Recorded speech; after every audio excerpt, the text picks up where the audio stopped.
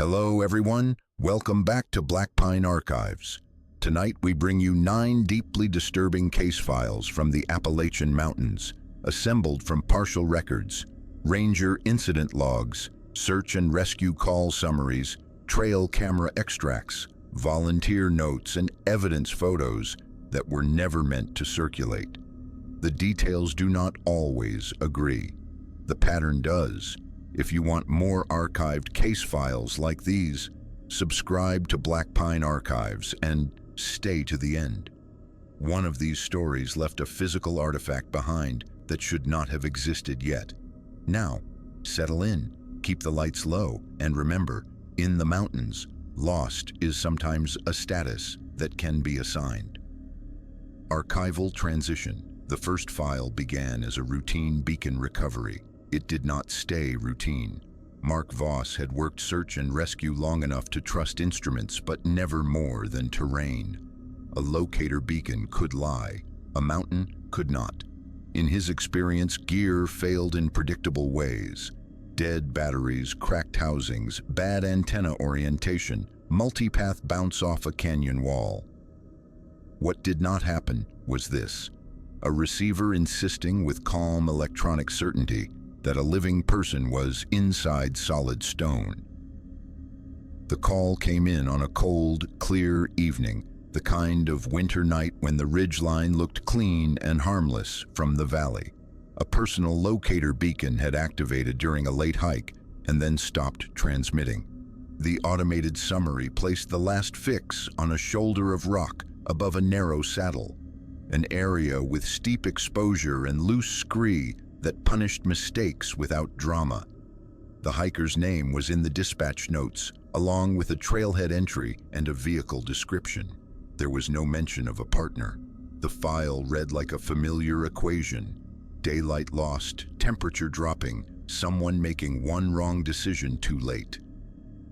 In the staging lot, Mark watched the team do what they always did. Harnesses cinched, radios checked, spare headlamp batteries zipped into inner pockets where warmth might keep them alive.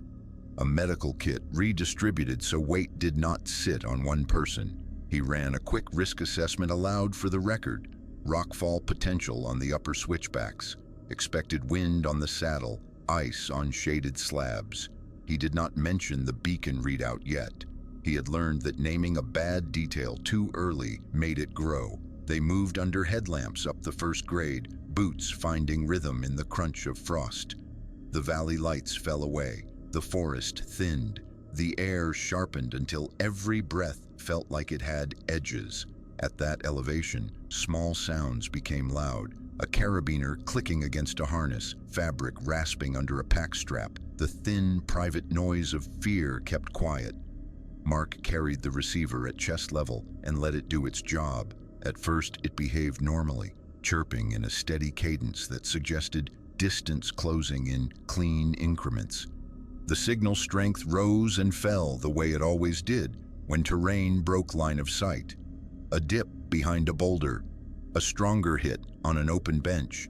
Then the path narrowed into a final series of switchbacks that led toward a dark wall above the saddle. The receiver chirped more confidently there, as if the mountain itself were acting like an antenna. Mark stopped at the last turn and checked the screen. The distance count dropped in neat steps, from dozens of yards to a handful, then lower still, the numbers doing what numbers were supposed to do. He could feel the team's focus tighten. Everyone in search and rescue knew that moment when a hunt turned into a find. Then the readout stabilized. It did not hover near a boulder. It did not drift toward a stand of trees.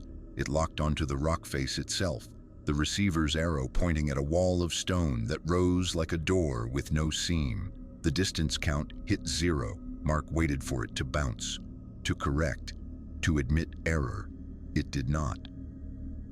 The rock face was a slab of gray stone with a faint sheen of ice, where moisture had frozen in thin bands. It offered no cracks wide enough for a hand, no obvious fissure, no gap that could hide a beacon behind it. The headlamps made the world small and cruelly bright in the center of their beams. In that bright circle, details appeared that should not have been there. At shoulder height, the stone held fresh scratches, not ancient erosion, not animal sign. Parallel grooves, shallow but sharp, as if someone had tried to find purchase on flat rock and failed again and again. The lines had a direction to them, angled slightly upward, the desperate geometry of fingers searching for a way in. Near the scratches, a strip of fabric clung wetly to the stone. It did not flutter. It did not hang from a snag. It looked pressed there, pinned by nothing visible. Mark took photographs first because his brain refused to trust itself. He used a scale marker from his kit, placed it just below the scratches, and shot again. The fabric glistened in the headlamp beam as if it had been dampened minutes ago, but the air temperature at that height would have frozen water quickly. Mark touched the fabric with a gloved fingertip and felt cold, not ice. Wet cold, fresh cold. He bagged it in evidence the way he would have bagged a torn pack strap or a scrap of reflective tape. He wrote the time of collection and the approximate height on the wall and sealed the bag. Then he did the next thing he always did when an instrument pointed somewhere impossible. He tried to break the instrument's certainty. He had one teammate move 10 yards downslope and take a bearing. Another went left along the wall, keeping the receiver at waist height, listening for the chirp to change. Mark stepped right, then back, then up onto a small ledge, trying to force the arrow to drift. The receiver remained cheerful, unmoved. It kept insisting the signal source was inches away, as if the beacon were embedded behind the very spot their headlamps lit. They expanded the perimeter the way they always did. Fan out, check crevices, listen for voice or whistle, look for reflective tape, look for the lazy errors people made when they panicked. They found none of it. No blood, no torn brush, no scuffed dirt beneath the wall, no slide path, no drop zone below, not even the chaotic scrape marks of a fall. The only evidence was on the stone where evidence should not have been able to stick. Mark used a hammer to test the wall, listening for hollow spots. Every strike returned the same dense answer, solid, unforgiving. He pressed his ear to the stone anyway, a gesture he would have mocked in anyone else, and heard nothing but his own breath and the distant, patient chirp of the receiver. A later entry in the County Dispatch archive captured the moment without explaining it. Signal indicated 0 distance at rock face, no access point located. From the rescue operations summary, in the early hours they bivouacked lower on the ridge, partly to rest and partly because no one wanted to keep standing in front of that wall. The cold deepened. The wind calmed. The mountain became so quiet it felt staged. Even the usual small noises of night, branches shifting, distant wildlife, the soft hiss of wind through needles, seemed to pause as if the slope were holding its breath. Mark did not sleep. He sat with his back to a boulder, receiver in his lap, watching the screen dim and brighten with each small motion. He told himself it was multipath. He told himself the beacon was wedged behind a dense outcrop, and the electronics were confusing direction. He told himself the fabric had snagged on something, and he simply could not see the anchor point in the headlamp's narrow cone. Then, shortly after 3 in the morning, the receiver tone changed. It was subtle at first, a variation in cadence like a heartbeat altering under stress.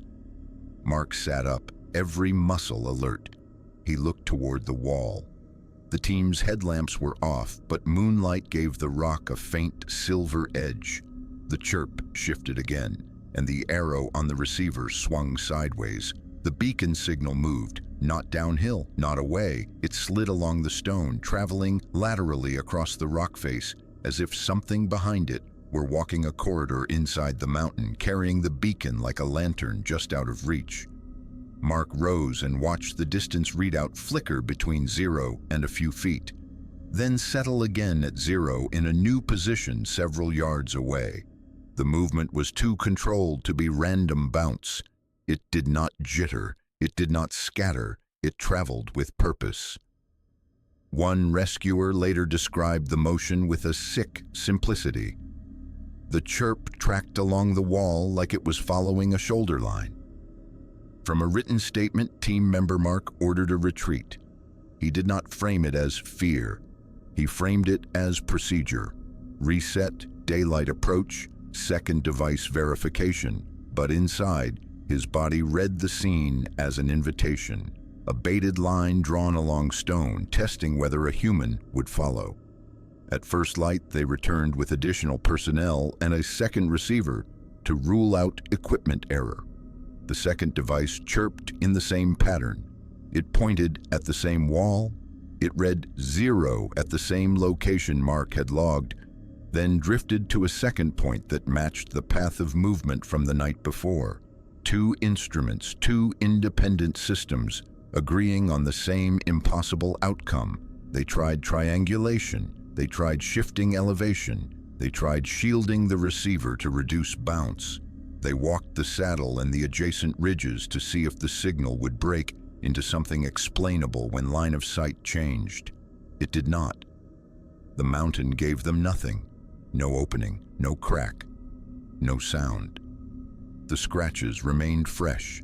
The fabric sample remained damp inside its bag, refusing to dry the way wet cloth should have dried or frozen. Mark noted that detail in the evidence log because it was the kind of detail that kept him awake later. Water behaving like it did not believe in temperature. The missing hiker was never found. The official conclusion blamed a fall and a hidden crevice. Mark understood why. Reports needed a shape that a courtroom could hold. But the file did not behave like a fall. The wall held no scuffs at the base. The talus below showed no fresh scatter. The beacon had not broken or gone silent the way they often did when crushed, and then the system itself did something that felt like mockery. About 1 week later, the beacon's serial number reappeared in the registry as tested and functional, pinging briefly from a different ridgeline miles away, then going dark again. The coordinates did not correspond to a trail. They sat in a steep pocket of rock that rarely saw foot traffic. The ping lasted less than a minute, just long enough to be recorded, just long enough to prove that something could wake the device and put it back to sleep.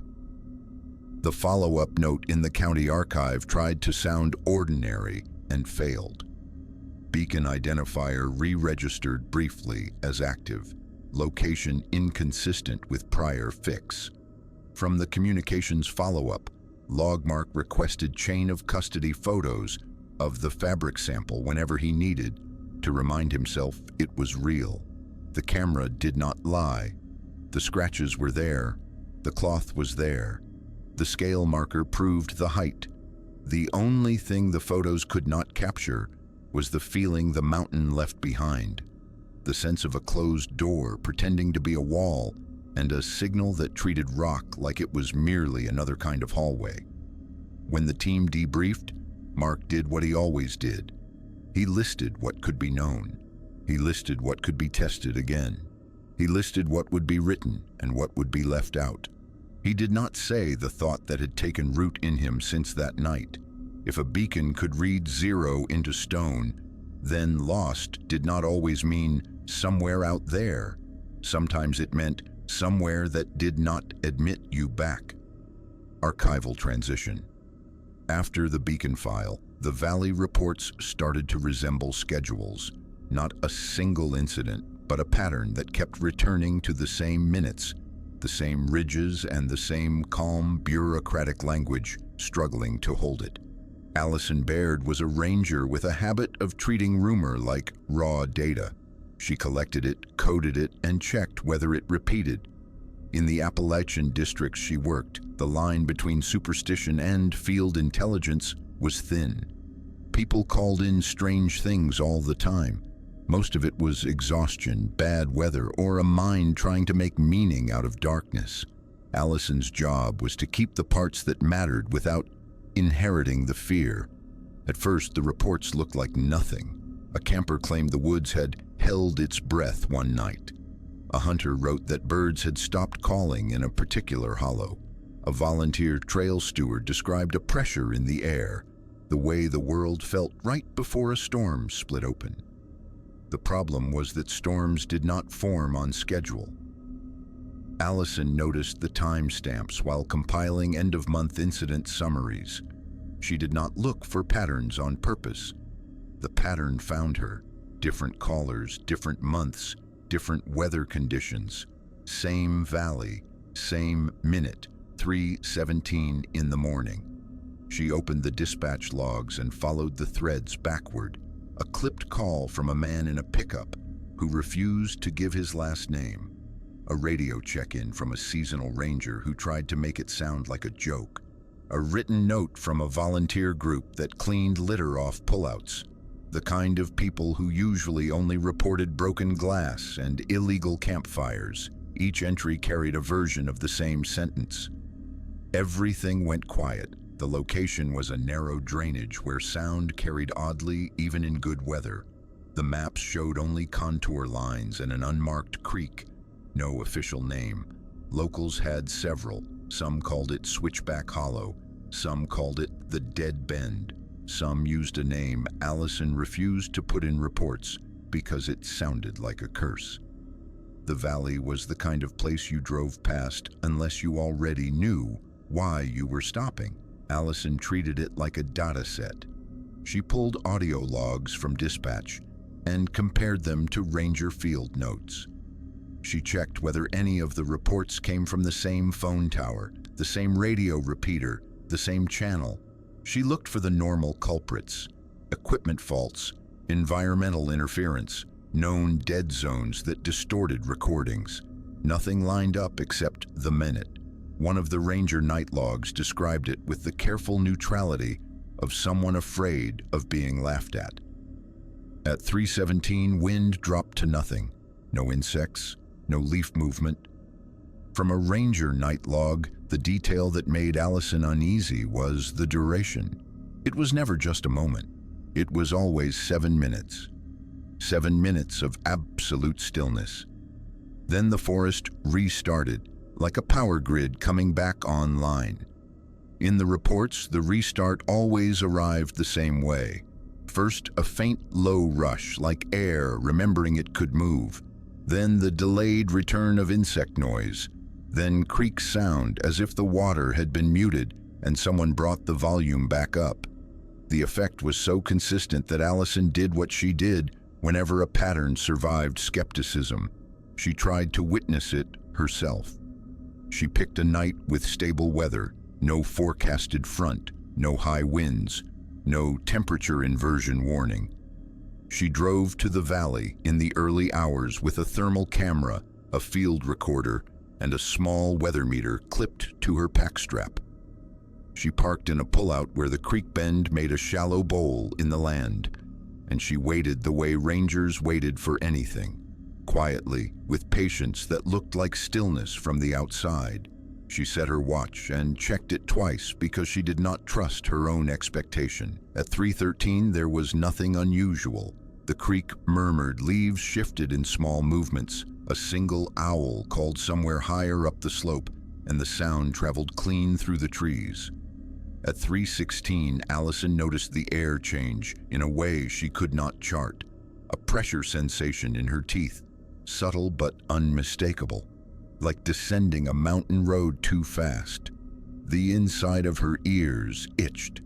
Her throat tightened, not from cold, but from the body's private warning that something in the environment had shifted. Then, at 3:17, the valley shut off. The transition was not gradual. It was a drop. The wind stopped first, not slowed, stopped. Leaves froze in place. Even the creek's sound softened to nothing, as if the water had been folded into silence. The distant hum of a highway that should have been faintly present was gone. The insects that had been making a thin background hiss vanished as if someone had pulled a cord from a socket. Allison heard her own breathing too clearly, like the air had become less forgiving. The recorder's level meter still moved when she shifted her weight, but the world around her had become empty. She checked her weather meter.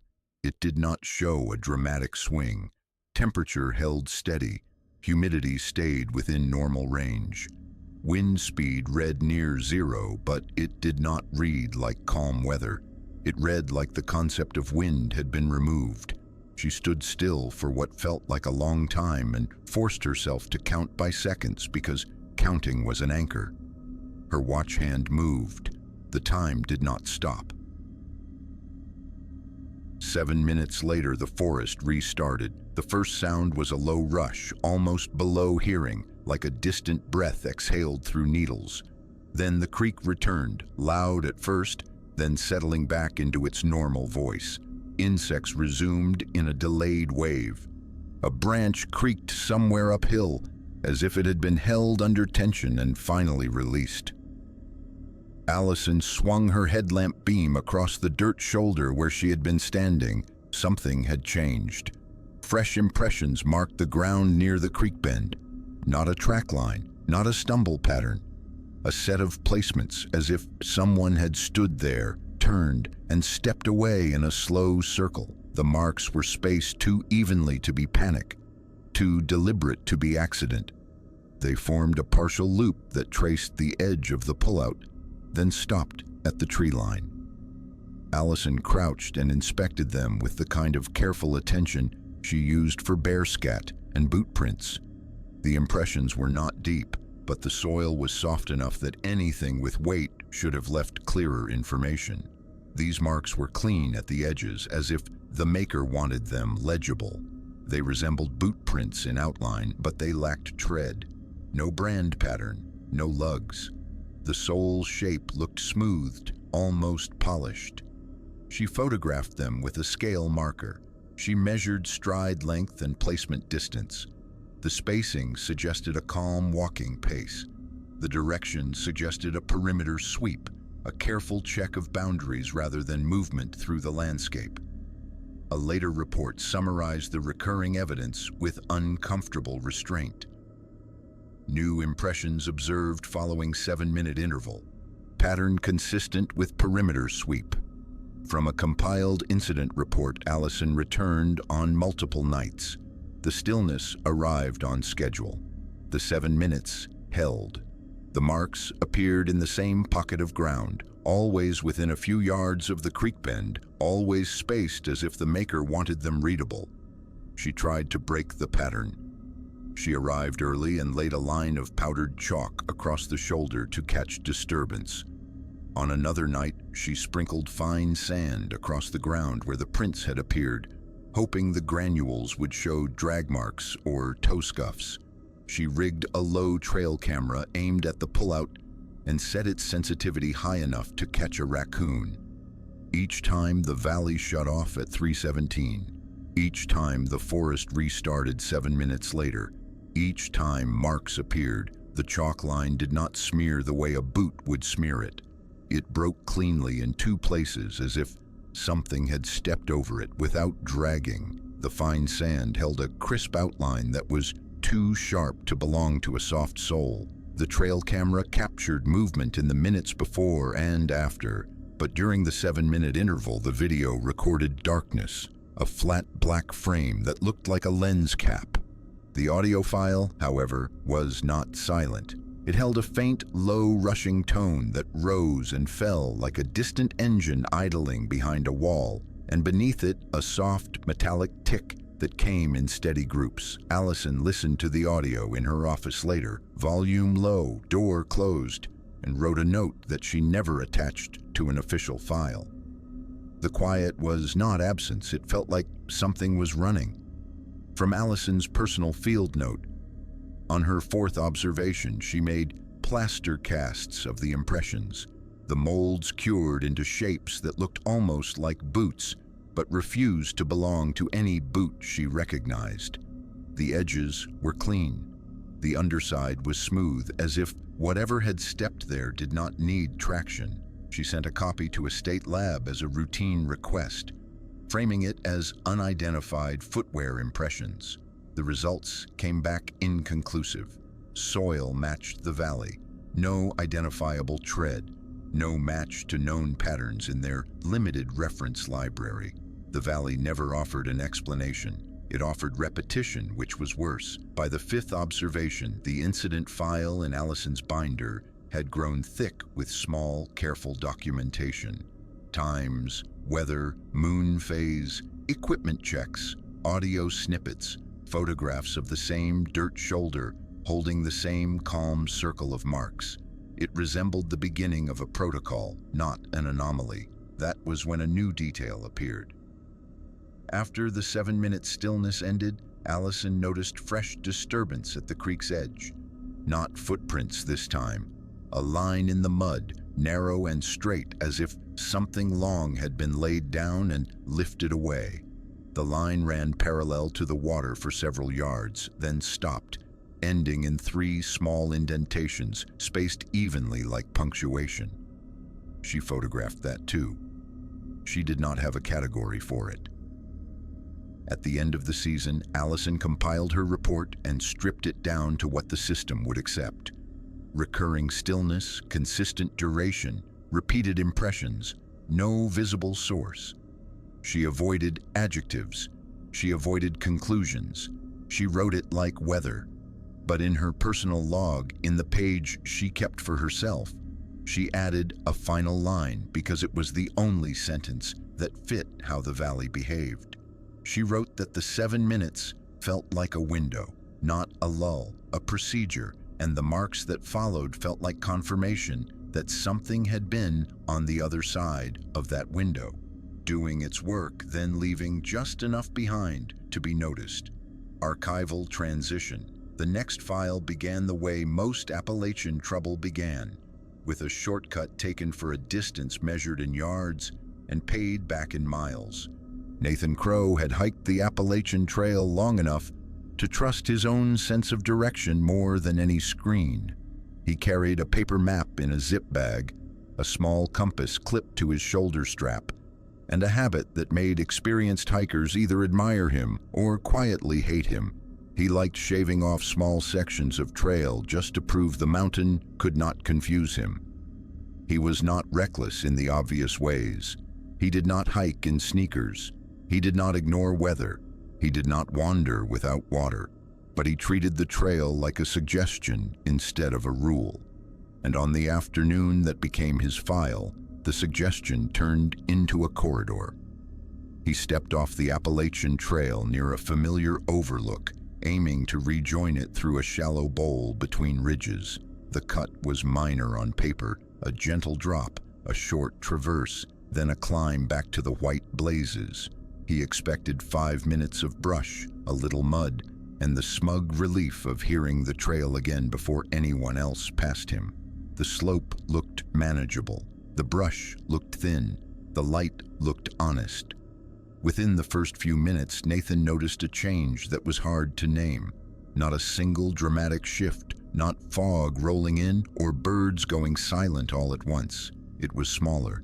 The understory softened, then disappeared in patches, as if someone had cleared it in narrow lanes. Leaves lay flat and pressed where they should have been loose. Twigs did not snap under his boots the way they usually did. The forest floor felt tamped, walked over too often. Then the air changed. It did not smell like rot or rain or pine pitch. It smelled stale, like lumber stored indoors, like old wood that had been kept away from sunlight. Under that was a faint sweetness that did not belong in open forest, a dry chemical note that reminded him of cleaning wipes or book glue. He slowed without deciding to. His body did it first. The bowl opened ahead of him in a way that felt wrong for that part of the ridgeline. The trees thinned, but not naturally. The spacing looked arranged. The ground leveled into a shallow basin with the creek sound pushed far away, muted as if water had been redirected or swallowed underground. That was where Nathan saw the house. It sat in the bowl like a refusal. Dull boards, old nails, squared edges that did not sag with age. No windows, no door, no chimney, no porch. It did not look abandoned. It looked unfinished on purpose, like a structure built to be closed to everything. except one very specific use. The only opening was a narrow vertical slot at chest height on the front side, not wide enough for shoulders, not tall enough for a head. A gap the size of a mail slot stretched into something larger, except this one was set at the height of a human body and framed with boards that were too straight to be an accident. Nathan stopped far enough away that he could still tell himself he had not approached. He tried to do what hikers did when they stumbled into something that should not exist. He checked his assumptions. He looked for a side road. He looked for cut stumps, for tire ruts, for a power line. He listened for distant voices. He looked for trash, for a fire ring, for any sign that this was a hunting shack someone had hauled in pieces. There was none of it. What there were, instead, were paths, neat, worn tracks looped around the house in careful routines. They were not deer runs. They did not weave into brush. They held to consistent widths and turned with smooth angles like someone had walked them in the same pattern over and over. The soil was pressed and slightly darker along those routes, as if it had been compacted daily. The strange part was the absence of normal prints. No boot treads, no sneaker patterns, no heel marks. The paths looked used, but whatever used them did not leave the typical geometry of a person. Nathan's instinct was to back away uphill and regain the trail. He took 3 steps, then forced himself to pick a bearing and stick to it. He moved the way he moved, when he wanted to prove he was still in control. Deliberate, steady, no rushing that would turn into panic. He climbed. The bowl did not give him back easily. After a short uphill push, he found himself skirting the house again, coming in from a different angle without remembering any turn that should have brought him there. The paths in the ground seemed to guide his feet. The terrain offered gentle openings where he needed them and thickened into brush where he tried to leave, the way water guided itself around stone. He stopped, turned, and climbed again, harder this time. His legs burned, his breathing tightened. He expected to crest the rim and see the familiar line of trees that bordered the Appalachian Trail. Instead, he re-entered the bowl, and the house waited in the same place, unchanged. The third loop made him do something he rarely did on trail. He took out his phone. Signal was weak, but present enough for his map app to show cached terrain. The little dot moved as he moved. He watched it climb, then flatten, then bend. According to the screen, he was making a clean, straight line through the bowl. According to his eyes, he was walking a circle with the house as the center.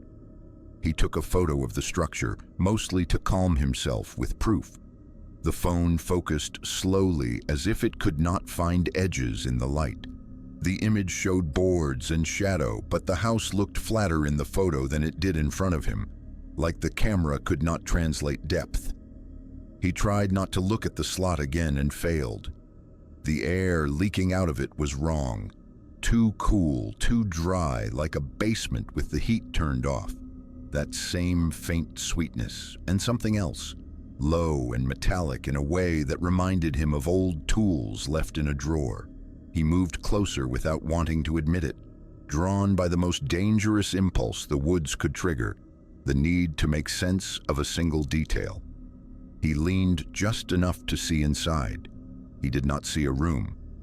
He saw a dark interior that looked too close, like the space behind the boards was only inches deep, a dead gap, not a building. But the darkness did not sit still. It felt layered, the way a shadow looked when it hid another shadow beneath it. Nathan stepped back so fast his heels slid on pressed leaves. His statement later did not try to dramatize what he saw. It returned to the opening because that was the part his mind could hold. There was no door, only a slit like a mailbox for a body. From a hiker statement filed with rangers, he did not go inside. He did not touch the boards. He did not reach toward the slot again. He forced himself to stop trying to solve it and start trying to leave it. He changed strategy. He stopped climbing and started marking. He pulled a small roll of orange survey tape from his pack, the kind he carried for emergency trail marking, and tied a strip to a low branch near the bowl's edge. He walked uphill, eyes locked on that tape, and tied another strip farther up. He created a visible line back toward the rim like a ladder. Then he turned around to check his work. The first strip of tape was gone. Not blown loose, not torn. Gone cleanly, as if it had never been tied there. The branch held no frayed fibers, no knot remains. The second strip was still on the higher branch, bright and honest. It became clear what the bowl would allow. It would let him think he was leaving as long as he could not prove it later. Nathan made himself do something he hated. He followed one of the pressed paths, not toward the house, but around it, looking for where the routines began. He hoped to find a trail he had missed, a driveway, a break in the brush that would lead to a service road. The path guided him with an almost gentle precision. It curved past the house, then toward a stand of trees where the ground looked newly smoothed, the way soil looked after it had been raked. He realized with a cold internal click that he was seeing maintenance, not random forest floor, not chance. The thought arrived fully formed and unwelcome. Something cared about how this place looked. He heard a sound then, not a voice, not an animal. A dry, soft scrape that came in intervals like wood against wood, slow and patient. It did not sound close enough to touch, but it sounded close enough to be inside the bowl with him. Nathan did not run. Running would have turned the bowl into a chase. He walked, fast, steady, making his movements boring, refusing to give the place the energy of panic. He kept his eyes on the rim line and chose a route that avoided the pressed paths, even if it meant pushing through brush. After what felt like too long, he found the Appalachian Trail, again by accident, not by skill. The white blaze appeared on a tree trunk like an apology. The normal noises returned. Birds, wind in high branches, the distant hush of other hikers somewhere down the ridge. He stepped onto the trail and did not stop walking until he reached a shelter area with a register box. When he finally looked at his devices, the time mismatch hit him harder than the house. His watch disagreed with his phone by several minutes. His phone's route history showed a straight line through the bowl, clean and efficient, as if he had walked directly from one point to another without hesitation. He remembered turning in circles. He wrote it down that night in the shelter register with a careful vagueness, as if naming details would make them follow him out. A volunteer crew returned with rangers the following week. They found the bowl. They found the pressed paths, faint but present in the right light. They found the place where the ground looked tamped and slightly darker. They found no house. What remained was a rectangle of grass pressed down, edges too sharp for random deer bedding. Scattered across that rectangle were nails, not rusted nails, clean nails, bright in places where they should have dulled, as if they had been dropped from a container minutes earlier. One ranger photographed them beside a measuring stick and noted how strange it was that there was no matching lumber, no broken boards, no foundation stones, no hardware scraps beyond those nails. The evidence list in the ranger file reduced it to plain language. Compressed rectangular ground pattern observed. Multiple clean nails recovered. No structure present. From a ranger site summary, Nathan was asked to identify the spot. He pointed without hesitation. His finger did not tremble. His voice, according to the ranger, stayed steady in a way that suggested he had already done the worst part alone. After that, Nathan stopped cutting trails. Not because he feared getting lost, because he feared being routed. He told friends he had learned his lesson about shortcuts, the way hikers joked about sprained ankles and bad weather. But he stopped hiking alone for a long time, and when he did go back, he stayed rigidly on blazed paths. He began photographing trail markers more often than scenery, storing proof of where he was and when he was there. He kept one of the clean nails in a small plastic bag in his glove compartment, not as a souvenir, but as a reminder that the mountains could build something without permission and take it away without leaving the expected debris behind. Archival transitioned. Some files arrived as video. This one arrived as darkness with sound. Jeremy Sutter hunted the same ridge every season and treated his trail camera like a witness that could not be bribed. He trusted it the way he trusted a compass, not because it told him what he wanted to hear, but because it recorded what happened when nobody was watching. He was careful with it. He mounted it higher than most hunters did, angled down so it would catch the trail and the small clearing where deer liked to cross. He tightened the strap until the bark bit back, then added a second tie as a backup. He positioned the lens to avoid direct sunrise glare, checked the infrared test flash with his palm, and walked the frame once to make sure the motion sensor caught him at the edges. When he left, it looked like a normal setup on a normal ridge. The gap between checks was longer than he liked. Work ran late, weather shifted, and the roads in that part of the mountains turned soft. By the time he came back, the leaves had changed color and begun to fall. The air tasted like cold metal and damp moss, the kind of morning that made a man pull his collar up even if he refused to admit he was chilled. He found the camera still there. That was the first relief. The second relief lasted only until he pulled the memory card and sat in his truck to review the files. The thumbnails looked wrong, not empty, not corrupted in the usual way. Night after night, the preview frame was a uniform black rectangle, as if the lens had been covered by a glove or cloth. No infrared glow, no faint outlines, no reflective eyes in the distance. Just black. At first he assumed a malfunction, moisture inside the housing, a dead infrared array, a bad batch of cards. He had seen cameras fail in rain, seen condensation fog the lens, seen bears knock them sideways so they filmed nothing but sky. But the timestamps were consistent. The file sizes were not tiny. The camera had been recording full-length clips at the same intervals it always did, which meant the sensor was still tripping and the system still believed it was capturing something worth storing. Then he pressed play. The frame stayed black. The audio was alive. Footsteps circled the tree, slow and deliberate, not a passing animal, not a single approach and retreat. The steps repeated in a ring, close enough that he could hear the difference between gravel and leaf litter, close enough that the mic picked up the soft rub of fabric or skin against bark. There were pauses that felt like someone stopping to listen, then movement again, maintaining a steady radius around the trunk.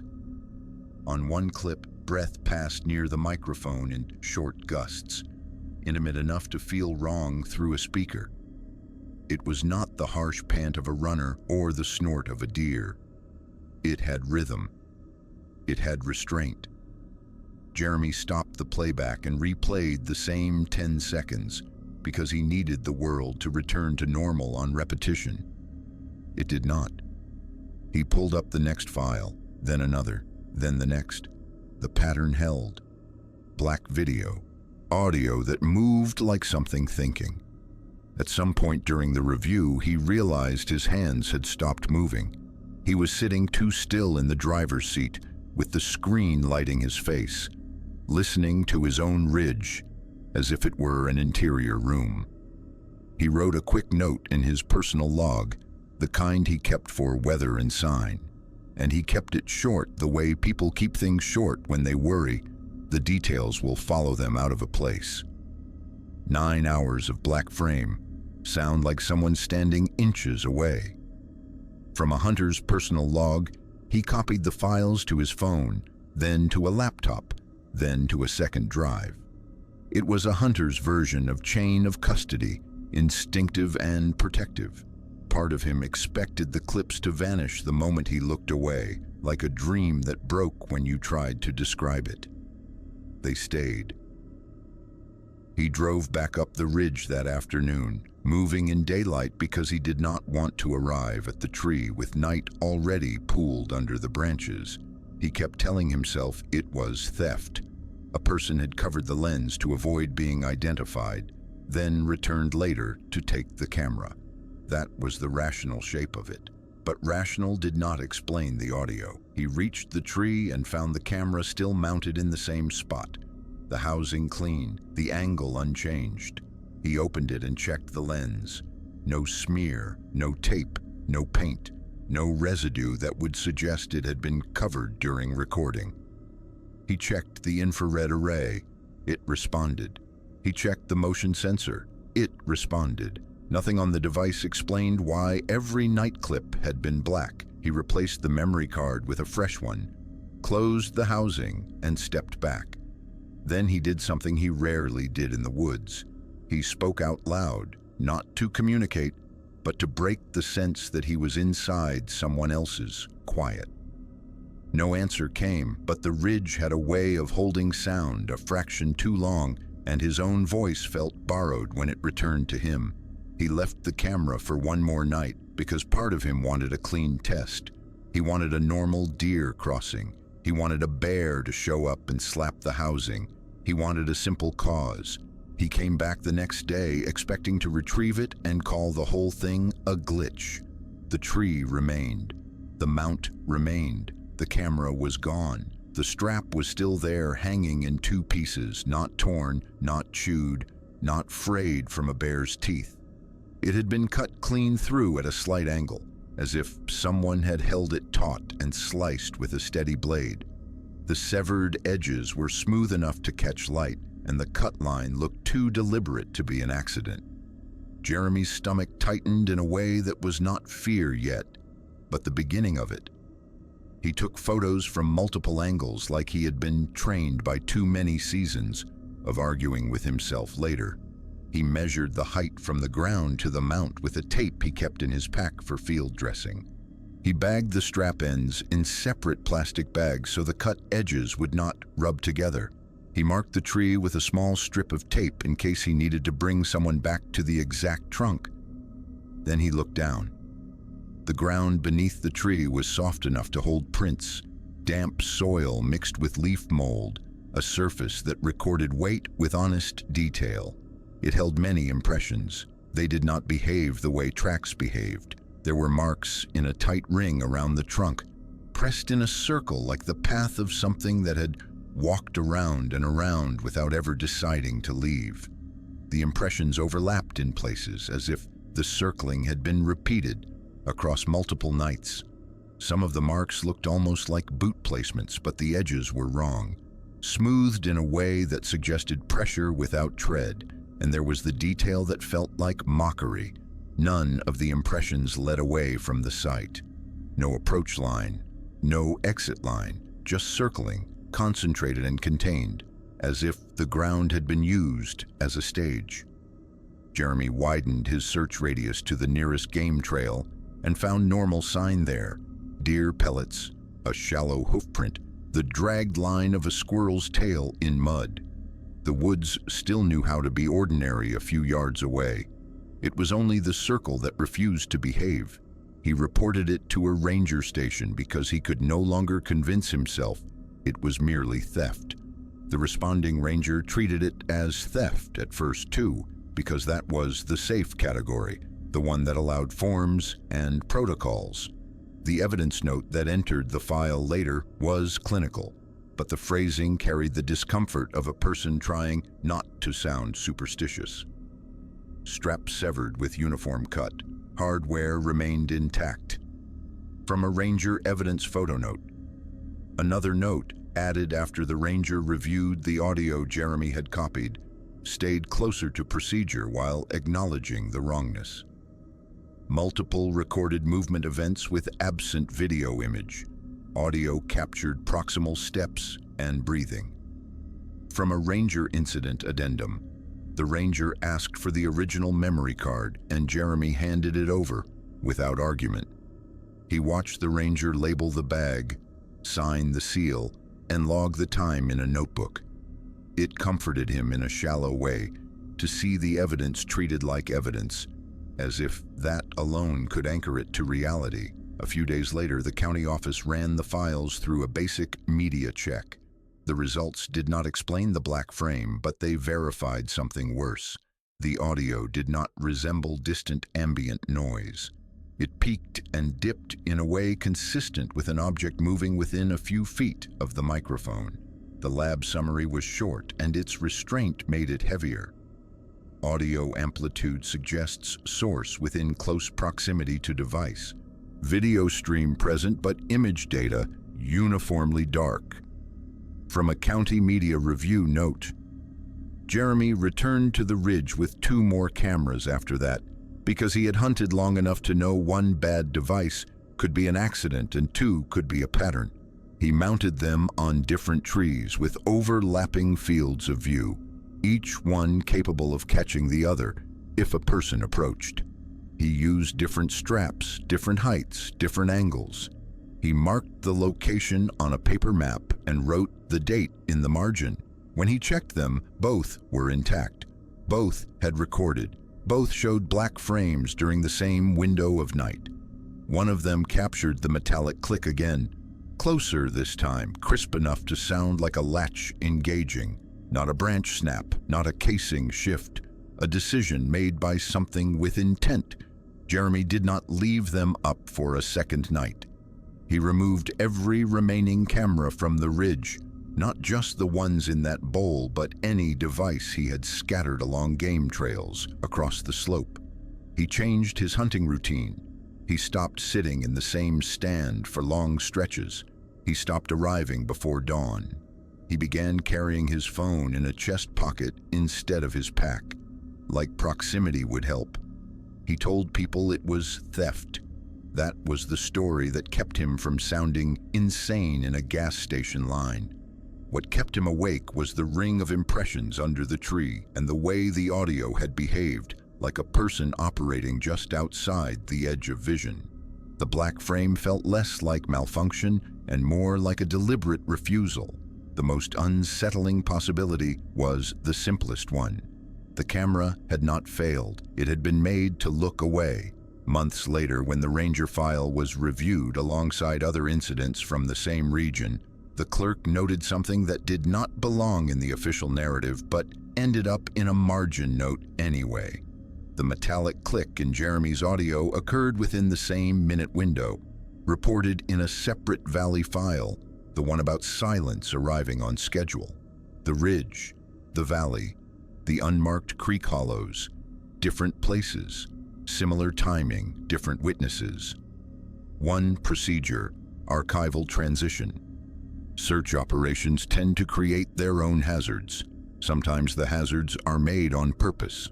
The missing person alert went out the way they always did in the mountains. A name, an age, last known location, and a photo that made strangers feel briefly responsible.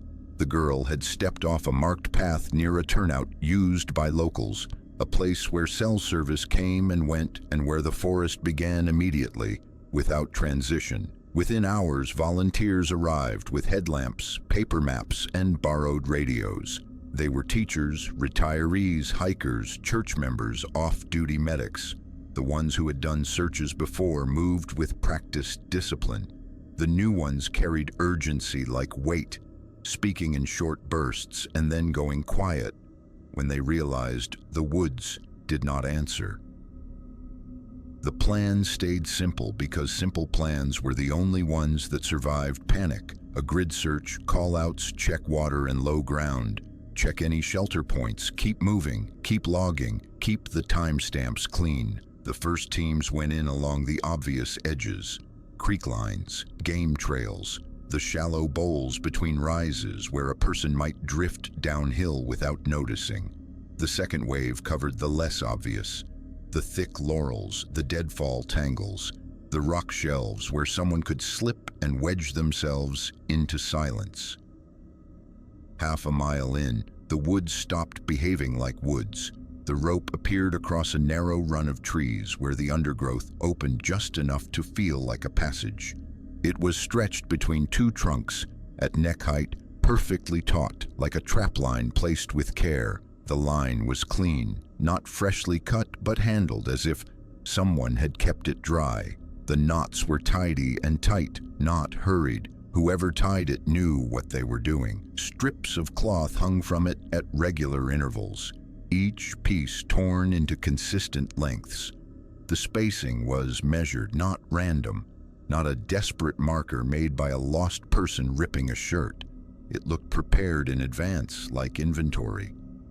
A volunteer on the first team halted so suddenly the people behind him nearly collided. He raised a hand for silence, not because he heard anything, but because his body recognized something that did not belong.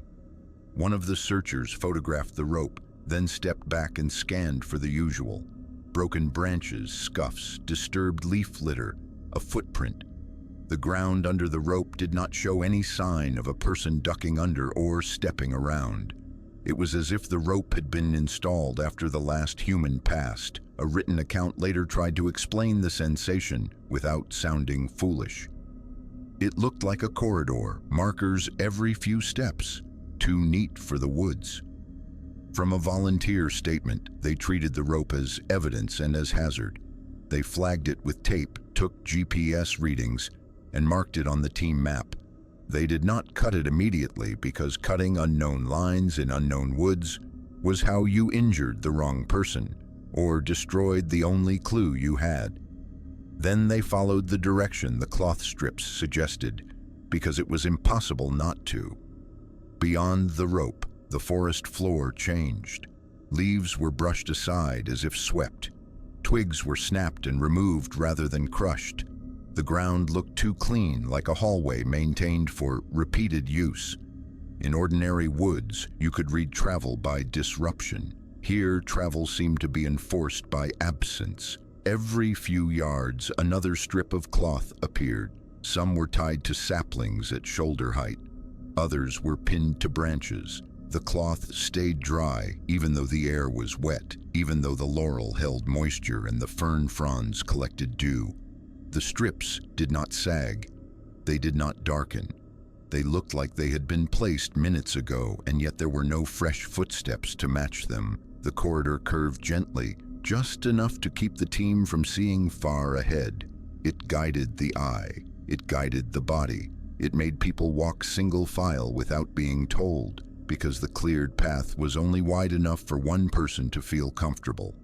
Search protocol demanded they keep calling out, to let the missing person orient, to let other teams hear them, to break the illusion of isolation. They did it anyway, but their voices sounded wrong in that cleared space, too loud, too exposed.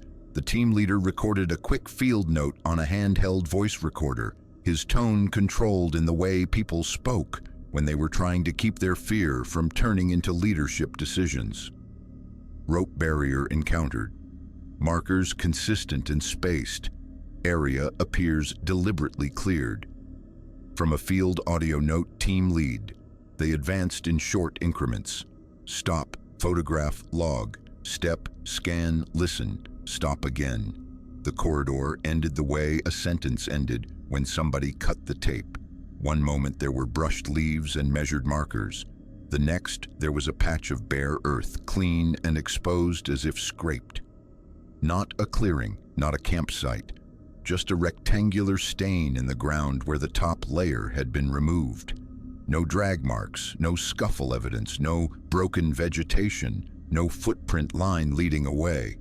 The corridor simply stopped, and beyond it the forest returned to its usual mess. Leaf litter, fallen sticks, tangled green. The team held there and looked for the missing girl with desperate focus, because that was the only reason they were in the woods. They checked the bare patch for hair, for fibers, for anything that would prove a person had been there. They found nothing human, only the faint imprint of pressure around the edges, as if weight had been placed there and then lifted straight up. The sheriff's office arrived later to document. The deputy photographed the rope, the cloth strips, the cleaned corridor, the abrupt end. He walked the boundary line where the cleared ground met normal leaf litter, searching for the transition point that would explain the whole thing. He wrote a supplemental note that tried to keep the language human. Evidence of deliberate clearing consistent with staged route. From a sheriff's supplemental report, it was the only category the report could tolerate. Staged, human, intentional. It was safer than writing that the Woods had built a hallway. The rope and cloth were collected into evidence bags. Each strip was numbered. The knots were photographed before being cut. The line was measured, then removed. The clearing was marked for follow-up. Soil samples were taken from the bare patch and from 10 yards outside it to compare compaction and trace material. The tests came back ordinary. Cotton, common dye, no unique plant pollen, no animal saliva, no chemical accelerants, the kind of lab result that made an investigator feel briefly relieved until they remembered that ordinary materials could still be used for extraordinary purposes. The girl was never found. The search extended into days. Dogs tracked to the corridor and then failed, as if scent had been interrupted by something that did not belong to air. Volunteer turnout thinned as people returned to jobs and families. The remaining teams moved slower, more cautious, because a corridor at neck height changed how a person trusted any straight line in the woods. The rope should have been a one-time anomaly. It was not. Weeks later, hikers reported seeing cloth strips in different locations, always spaced the same, always at the same height. Some claims were dismissed as copycats or misinterpretations. Others were verified by photos that showed the same measured intervals, the same dry fabric in wet air. A ranger collected 3 separate reports from 3 separate trails and noted the repetition in the only way a ranger could justify it on paper: pattern recognition, not superstition. Marker spacing appears consistent across separate locations, height and interval uniform. From a ranger pattern note, the most unsettling detail arrived in the smallest form. During evidence review, someone realized the cloth strips had been torn to a length that matched a standard adult forearm span. Not perfectly, but closely enough to suggest a measure taken from a body rather than a tape. It was not proof of anything. It was only the kind of detail that made a person imagine someone preparing supplies by habit, not by panic. After that, some volunteers refused to search narrow passages in the woods unless they could see a clear exit line. Others began carrying small shears, not for brush, but for ropes. The corridor rope became a story told quietly at the edge of search briefings, a reminder that sometimes the hazard was not the mountain or the weather. Sometimes the hazard was that something else had learned how humans organized themselves in the forest and decided to build a route that looked familiar enough to follow. Archival transition. The next file came from underground, where air itself could become a weapon. Logan Price studied abandoned industrial sites for a living, and he did it the way people survived long enough to make a career out of danger. Slow, documented, and suspicious of anything that felt easy. He treated old mines like loaded firearms. He checked weather. He checked maps. He checked land ownership. He called in entry times to a contact who was paid to answer the phone no matter what hour it rang. He carried the standard kit: a proper respirator, a backup filter sealed in plastic, a multi-gas meter calibrated the week prior, chalk to mark turns, survey tape, and a field recorder that captured everything because memory lied under stress. The mine he chose that day was not famous. It was a collapsed remnant from an older operation, barely mentioned in local records except as a hazard site that had never been properly sealed. The opening sat below a wooded slope, hidden behind rhododendron and broken shale. From the outside, it looked like a scar in the hillside that nature had tried and failed to heal. The first stretch inside was stable stone. The ceiling held. The walls were dry where they should have been damp. Old drill marks ran in straight lines like stitching. A few lengths of rusted cable lay half buried in dust. The mine smelled normal for its age. Mineral coldness, old wood, a faint tang of iron. Logan advanced a few dozen yards, keeping his light low and steady to avoid stirring dust. He checked his gas meter twice, watching numbers stay within safe margins. He marked the entrance line with tape, then made a second mark at the first bend, building a route home the way you built a lifeline. What changed was not the stone. What changed was the air. At first, it was subtle, almost pleasant. The atmosphere took on a faint sweetness that did not match rot or mold or chemical sting. It was soft, like air after rain, like something that made the lungs feel briefly relieved. Too relieved. The sweetness arrived with a sensation of expansion, as if breathing became effortless in a way it had no right to be underground.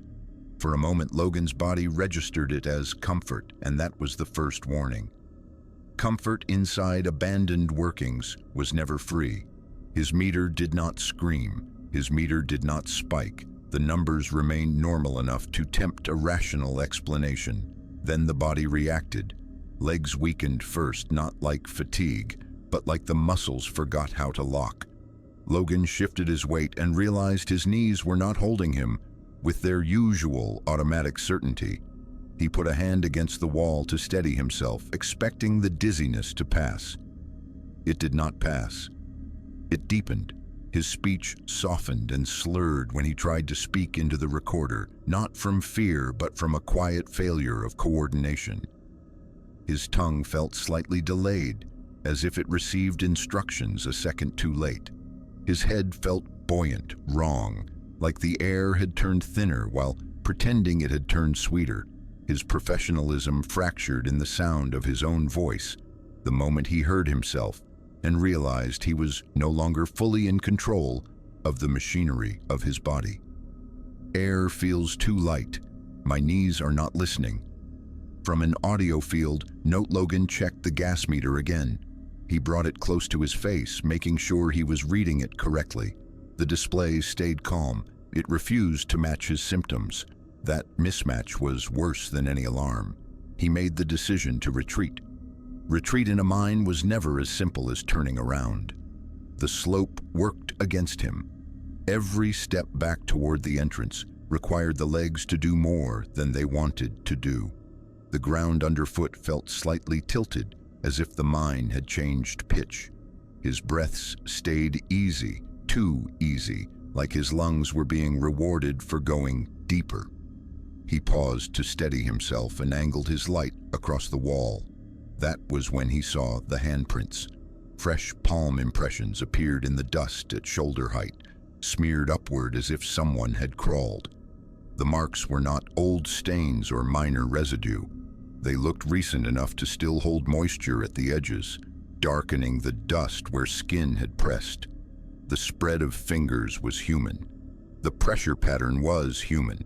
The direction was wrong. They were climbing, not climbing out. Climbing up the interior wall, as if a person had tried to pull themselves along stone without ever touching the ground. Logan swung his light downward, searching for the line of evidence that should have connected those hands to the floor. There were no footprints leading in, no boot tread, no scuffed debris, no disturbed dust trail, no drag marks from equipment. The entry path behind him showed only his own tracks and the clean sweep of air that had not carried dust the way it should have. Only those hands, going upward. A later survey note documented the impressions in language that refused to interpret. Multiple fresh palm impressions on interior wall. No corresponding entry marks observed. From a site safety addendum, Logan backed away in short steps, forcing his knees to cooperate. The sweetness in the air followed him, not like a gas pocket confined to a low point, but like a boundary line he carried on his skin. When he crossed the spot where the air changed, his lungs tightened in protest, as if the mine resented losing him. The relief vanished. The normal mineral coldness returned. The weight of air returned. and with it came nausea, like the body realizing it had been tricked. He made it to the entrance and dropped to one knee in daylight, breathing hard now, finally breathing like a human who had almost fallen. He sat with his back against the rock and waited until his hands stopped trembling enough to handle tape and tools. He sealed the entrance with caution tape and a printed hazard notice, the kind used to discourage curiosity rather than prevent it. He photographed the opening, logged coordinates, and wrote the report in the only defensible category available: suspected gas pocket, oxygen displacement symptoms, unstable interior evidence. But the report could not hold what he could not reconcile. A gas pocket did not make air feel sweet in a way that felt inviting. A gas pocket did not keep meters calm while bodies failed. A gas pocket did not leave fresh handprints that climbed without feet. Logan returned a week later with additional sensors and another researcher. They did not enter. They stood at the mouth and watched the gas meters behave like obedient instruments in obedient air. The sweetness never appeared at the threshold, as if it refused to perform for witnesses. In private notes he did not attach to the official file, Logan wrote that the air had felt less like a chemical and more like a change in rules, as if depth itself altered what a body was allowed to do. He also wrote a final line that he deleted twice before saving it. He wrote that the handprints looked like a warning, but not for him. They looked like proof that someone else had tried to climb out when their legs stopped working, and they had not made it far enough to leave footprints behind. Archival transition. After the mine file, the next case returned to the surface, to a cabin that behaved like it had company. The couple rented the cabin for the kind of reason people rarely admit out loud. They were tired of being reachable, tired of calendars, notifications, and the small humiliations of modern life, where even rest had to be scheduled. The listing promised isolation, a wood stove, and a view that made phones feel unnecessary. The photos showed a simple structure on a ridgeline, surrounded by bare winter trees, and a slope that fell away into dark hollows. They arrived after dark because they had misjudged the mountain roads and overestimated their own patience. The last mile was narrow and slick, the kind of drive where headlights made everything beyond their beam feel like a drop. Their tires crunched gravel in short, careful bursts. When they reached the clearing, the cabin sat exactly where the listing said it would, a low rectangle of shadow with one porch light burning steady. The lockbox code worked. The door opened cleanly. The latch did not resist. Nothing looked disturbed. That was the first problem. Cabins in the mountains always showed signs of being unused. Cold air trapped inside, a faint smell of stale wood and dust, a stillness that felt empty. This place did not feel empty. It felt paused. Inside, the stove held warm ash, not old ash, not cold residue. Warmth clung to it as if a fire had died recently, recent enough that the cast iron still held a soft heat when the husband hovered his palm near it. He did not touch it at first, as if heat itself could be a trick. He leaned closer and smelled it. The scent was unmistakable. Wood smoke, faintly sweet, and not the flat odor of something burned days ago. Near the entry, a pair of boots sat upright, wet with fresh water, toes pointed towards the room, like a person had stepped in from snow or rain and set them down with care. The leather looked darkened by moisture. The laces lay loose. There was no mud, no grit, no leaves stuck to the tread, just clean wetness, like the boots had been rinsed. Outside, the ground showed no tracks, no approach path, no prints near the steps, no heel marks near the threshold. The husband swept his flashlight across the packed soil and winter grass, expecting at least a smear. There was nothing but the couple's own prints, newly made. The wife checked the windows and found them latched from inside. She checked the rear door and found it locked. She checked the lockbox again as if the code might explain the boots. It did not. The husband took photographs because photographing was what people did when they needed reality to hold still. He framed the stove. He framed the boots. He framed the intact latch, the deadbolt, the undisturbed sill, trying to force the scene into categories like prank, mistake, previous guests. Later, the official statement they submitted to the property platform reduced the impossibility into clean sentences. Ash was warm, boots were wet, locks were intact. From a guest incident statement, they stayed the first night because leaving felt dramatic, and dramatic felt foolish. It was easier to believe there was an explanation they had not found yet. It was easier to treat the boots like a forgotten item and the warm ash like a generous owner who had lit a fire earlier in the day. They ate a late meal standing in the kitchen, too alert to sit down. The cabin smelled faintly of smoke and something else underneath it, a mineral dampness that did not match the dry cold outside. The wife washed their dishes immediately, not because they needed to, but because movement kept fear from settling. They slept lightly. The first sounds were normal. Wood contracting in cold, a wind push against the roof, a branch ticking a corner of the porch. Then after midnight, another sound arrived beneath the normal ones, a slow, regular scrape like soil being moved. It came from under the floor, not from one spot, but from a line. A dragging sound that paused, resumed, paused again. The rhythm of work rather than the randomness of an animal. The husband held his breath to confirm he was hearing it. The sound continued as if it did not care whether it was witnessed.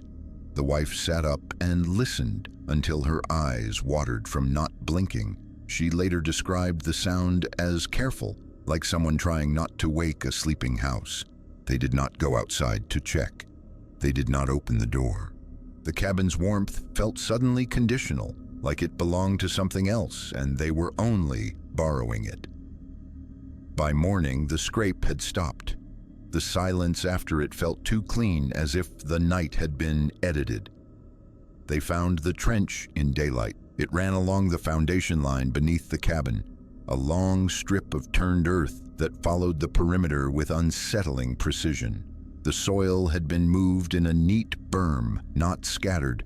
No claw marks, no frantic digging, no chaos. It looked like excavation. The husband crouched and saw that the trench was fresh enough to expose darker, wet layers of dirt beneath the frozen surface. He touched the edge and felt the looseness of soil that had not had time to crust over. There were no clear prints. Whatever had dug it had either avoided leaving tracks or had erased them by the way it worked. The wife walked the line of the trench and realized it did not stop at a corner. It continued steady, patient, like a boundary being traced. They contacted a local contractor because the platform's support responses began to feel automated and useless. The contractor arrived later that day and said very little at first. He inspected the perimeter, took measurements, looked at the crawl space vents, and checked for signs of water issues. His written note was precise and controlled, the language of a person refusing to imagine hands. Fresh excavation line noted along foundation perimeter. Soil placed in orderly berm. From a contractor inspection note, the contractor asked if there had been plumbing work. The couple said no. He asked if the owner had been on site. The couple said no. He asked if they had seen signs of animals. The couple said they had seen nothing. He looked at the trench again and recommended they leave for safety reasons, framing it as structural risk rather than something stranger. He did not say the words that sat behind his eyes. They left immediately. They did not pack carefully. They did not clean. They did not try to salvage the feeling of vacation.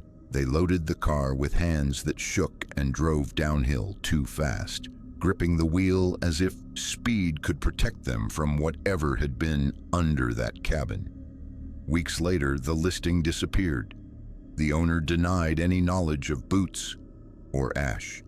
The platform refunded part of the fee and sent a template apology. The contractor never returned calls after he sent his invoice. The couple told friends the mountains were beautiful but not relaxing. They did not share the details in casual conversation because the details made people laugh or ask the wrong questions. In their private retelling, they kept returning to the same point. The cabin had been locked, but it had not been vacant. It had felt like the space between occupants, the way a chair stayed warm for a moment after someone stood up. Except the warmth in that stove was not the couple's warmth. It belonged to someone else's recent presence, and the boots by the door suggested that presence knew how to enter without leaving tracks. The trench under the foundation made the final logic unavoidable. Something had accessed the cabin from below without using the door, and whatever it was, it had taken the time to work neatly, like it expected to come back. Archival transition. The next file began with a backpack by water. It ended with time behaving like contraband. The missing teens file began the way most Appalachian searches began, with a promise that the terrain could be managed if enough people showed up.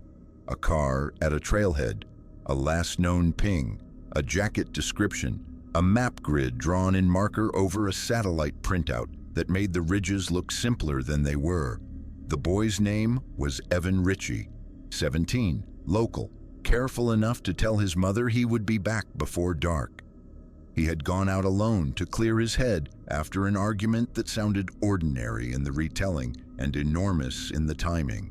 By evening, he had not returned, and by nightfall, the sheriff's office had enough reason to call in volunteer searchers. Mark Voss's team did not lead this operation, but the county SAR coordinator who ran it knew Mark's name and had read his older reports. The coordinator had become the kind of person who believed patterns lived inside separate incidents, like mold inside walls. He wrote timestamps down, even when they did not seem relevant. The first night was procedural, headlamps, whistle calls, assigned sectors, the quiet discipline of people trying to be useful. The second day brought more bodies, more radios, and the familiar ache of realizing how much ground a mountain could hide. They found the backpack on the third day. It was near a creek bend where the current ran shallow and fast, threading around exposed roots and small stones polished smooth. The pack sat half caught in the root web, not battered, not torn, not waterlogged the way gear usually became when it drifted. It looked positioned rather than lost. A searcher in a yellow vest photographed it before anyone touched it. The team leader had the practiced caution of someone who had learned that evidence could be ruined by good intentions. Gloves went on. A clean bag was prepared. Every step was logged. Inside were the expected items: snack wrappers, a hoodie, a phone cable, a damp notebook with a few pages stuck together, and a receipt. It lay folded once, tucked into an interior pocket, the way people tucked paper when they did not want it to crumple. The paper felt fresh. The ink looked crisp. The store name at the top was a small place on the main road that everyone in the valley knew. The kind of shop that sold gas station coffee, hunting licenses, and overpriced batteries. The date printed on it was tomorrow. Not a smudge. Not a misread. Not an upside-down month and day. Tomorrow with a time that had not happened yet. The team leader wrote the detail down twice, as if repetition would make it become normal. Receipt showed tomorrow's date.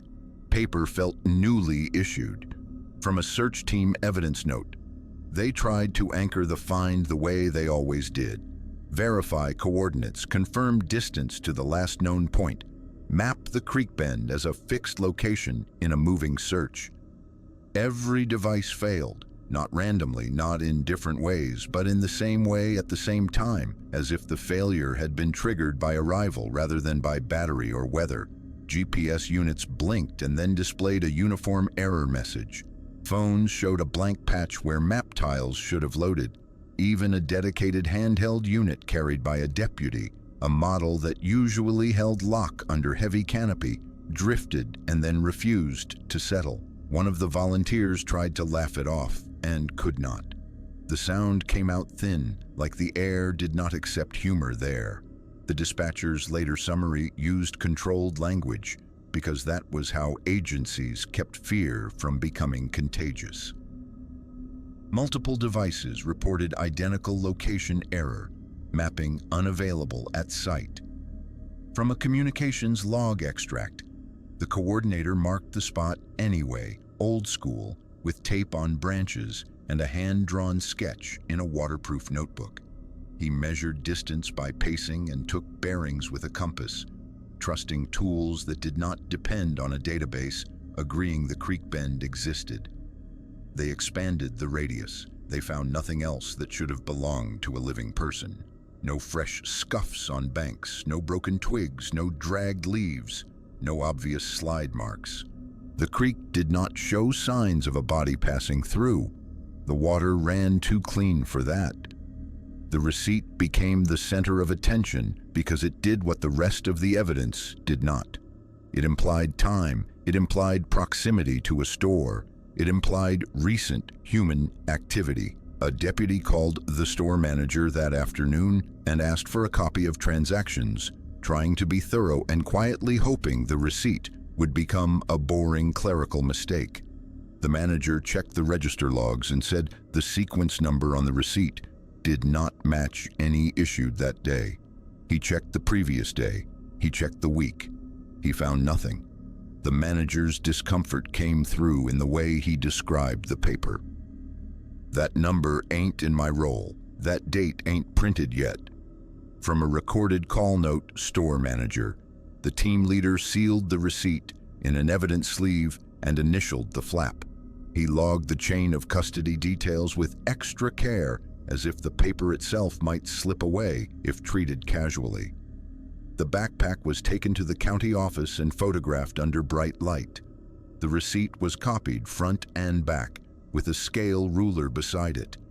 The photocopies looked ordinary in a way the original did not.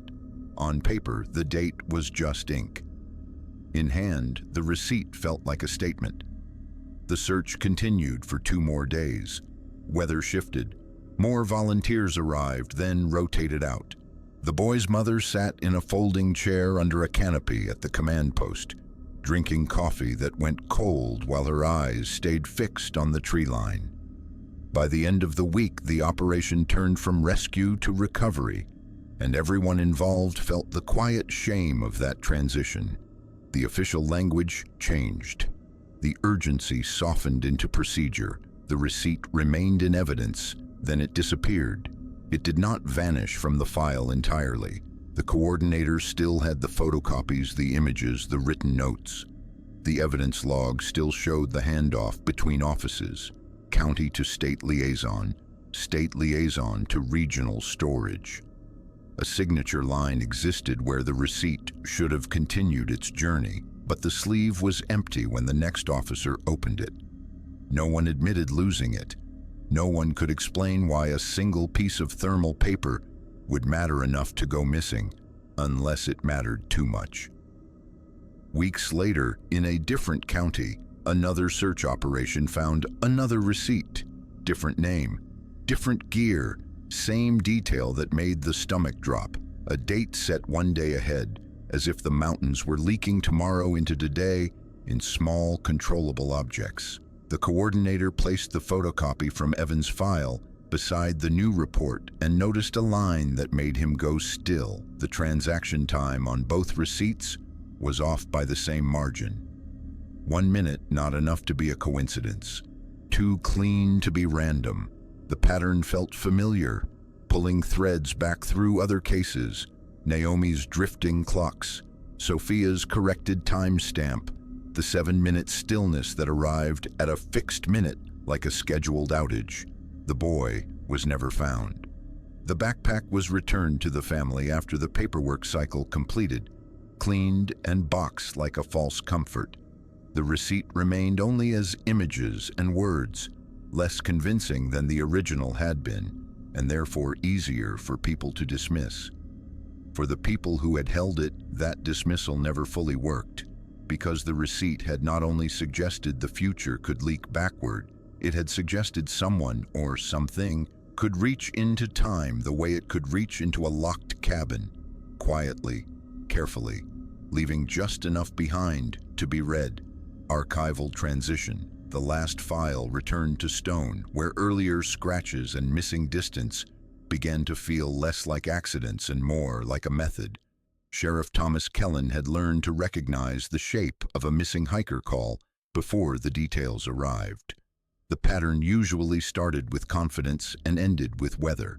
A late departure, a shortcut off a marked trail, a ridge that looked close on a map and far in the body.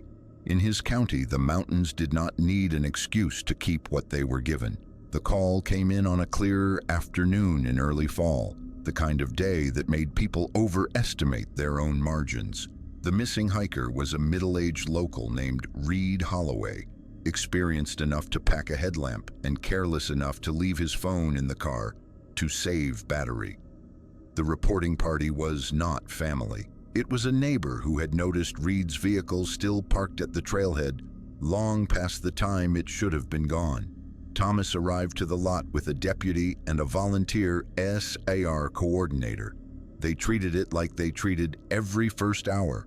Confirm the vehicle, confirm the route, confirm the last known point, and document everything before good intentions stepped on the evidence. The car was there, locked, no signs of forced entry. A trail map pamphlet sat on the passenger seat, folded into thirds. Reed's wallet was not visible. His keys were not visible. The assumption was simple. He had walked out under his own power. A set of boot prints left the gravel shoulder and took the main trail toward a known overlook. The prints were the first thing Thomas trusted because dirt had no reason to lie. The stride was steady. The heel-to-toe placement suggested a relaxed pace. There were no drag marks, no scuffs that suggested a stumble. If Reed had been hurt, it had not happened at the trailhead. The deputy photographed the first 10 yards with a scale ruler in frame. Thomas noted tread pattern and depth, the small things that mattered later when memory began to soften details into guesswork. Track line observed from trailhead to overlook spur, stride consistent, no stumble indicators present. From the initial scene worksheet, the prints remained clean and readable for most of the climb. Then, near the spur that led to the overlook, the ground changed from dirt to stone and leaf litter. The track line thinned, then reappeared in pockets of mud where runoff collected, like the mountain offering proof only in certain places. At the overlook, the prints converged towards the cliff edge. Thomas expected one of two things there: a stop and turnaround, or the messy scatter of a panic decision. He got neither. The boot prints approached the drop with the same calm spacing and ended exactly where the ground fell away. Not behind a boulder, not near a safe viewing ledge, right at the lip where the rock slanted down into open air. Below, on a narrow shelf a short climb down, a flashlight lay on its side. It was off. Thomas climbed down carefully, using a tree root as a handhold, and placing his boots in the safest fractures of rock. The shelf was barely wide enough to kneel on without feeling the pull of the void. He picked up the flashlight with gloved hands and felt immediate resistance from the heat. The casing was warm, not sun warm because it had been in shadow, not engine warm because there was no engine. Warm like a human hand had held it and then set it down minutes earlier. Thomas turned it over and saw no cracks, no damage. The lens was clean. The switch moved normally. It was an ordinary object behaving like it had its own timeline. The deputy logged the detail because it refused to fit inside an accident. Flashlight recovered warm to touch, despite inactive state. No external heat source observed. From an evidence tag note, they searched the slope below the cliff the way they always did.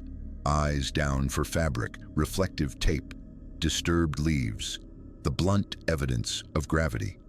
The shelf held no blood, No torn brush, no broken gear. Farther down, the terrain was steep but not chaotic. If a body had fallen, the mountain would have shown it. It would have left a scar of disturbed debris. It would have left something. Thomas climbed back up and stood again at the edge. His gaze followed the cliff face to the right, looking for places where a person might have climbed down intentionally. That was when he saw the mud on the stone. At shoulder height, smears marked the rock face, not random streaks from rain, not discoloration. Actual mud, with grit embedded, like trail mud pressed into stone by something moving upward. Then Thomas saw the first print, a partial boot impression, angled as if the hiker had placed a foot against near vertical rock and shifted weight onto it. Above it, another faint impression, and above that, a third, less complete but still readable, like a sentence trailing off mid-word. The rock offered no obvious handholds, no cut steps, no rope, no chalk. It was the kind of face that kept climbers honest, and it should have kept hikers alive by discouraging ideas. Thomas photographed the marks, then had the deputy photograph them again from a different angle. He pressed a gloved fingertip lightly to the mud and felt it tacky, not dried out, not old.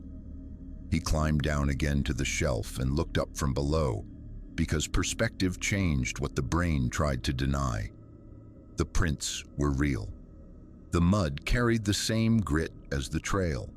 The angle of the impressions suggested actual weight transfer, not a smear made by a hand, and the pattern climbed for several feet, stepping upward until the rock turned clean again, as if the person had simply stopped needing contact with the world.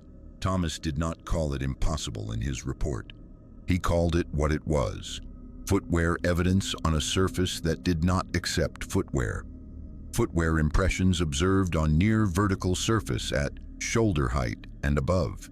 Material consistent with trail mud. From the sheriff's field report, the SAR coordinator tried to explain it as sliding, as a fall with a scrape line, as a person tumbling and leaving marks while grabbing for purchase. Thomas listened because good investigators did not reject ideas just because they wanted a stranger answer. Then Thomas compared the marks to what a fall did. A fall went down. A fall left chaotic smears, broken skin, torn fabric, a scatter of debris that told a story without words. These impressions were spaced, measured, oriented upward. Thomas requested a technical rope team to recheck the face. He wanted confirmation from someone whose job depended on reading rock without imagination.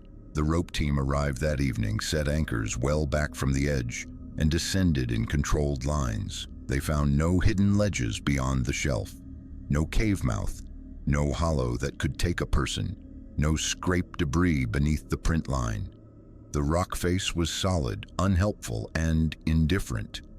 The team leader's written summary was careful, like someone trying not to make a joke of their own professionalism. No viable climbing route identified for unassisted hiker. Impressions did not correspond to reachable holds. From a rope team assessment note, night fell before they finished. The mountain cooled. Wind moved through the trees in slow layers. At the trailhead, more volunteers arrived with floodlights, radios, and the quiet determination people carried when they still believed they could solve time with effort. Thomas authorized a night watch at the overlook, not because he expected Reed to come walking back, but because the evidence felt unfinished.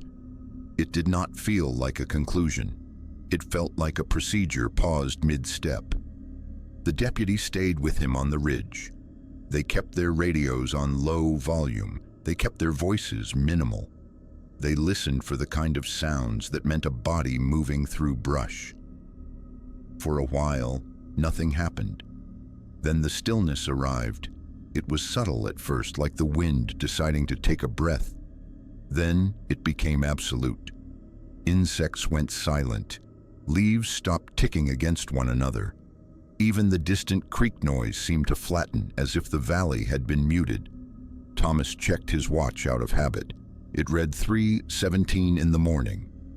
He did not speak the time aloud. He did not want to turn it into a superstition.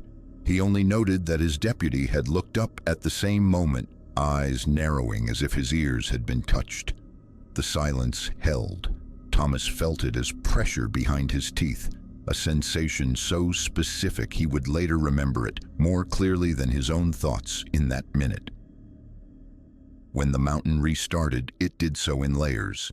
First, a faint rush of air returning, then the delayed rasp of insects, then the soft movement of branches, and then the flashlight in the evidence bag, sitting on a rock beside Thomas's boot, warmed, not gradually, not from body heat, because Thomas had not touched it again, warmed in a way that made the deputy flinch and pull his hand back before he realized he had reached for it. The deputy documented it later as if writing it in plain language could keep it from being contagious. Flashlight casing became warm during silent interval. No handling occurred. From a deputy supplemental note, Thomas stood, headlamp angled at the cliff face. The mud prints were still there, but the highest faint impression, the one that had ended in clean rock, looked different.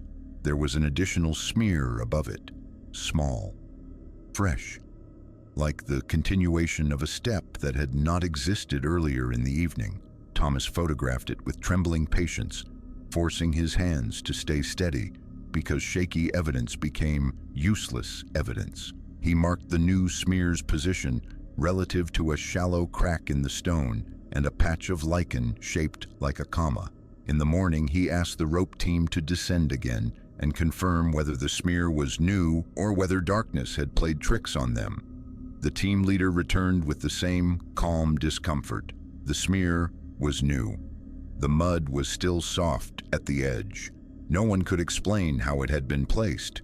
They widened the search for Reed again because procedure demanded it. They checked downstream. They checked the base of the cliff. They checked the nearest hollows.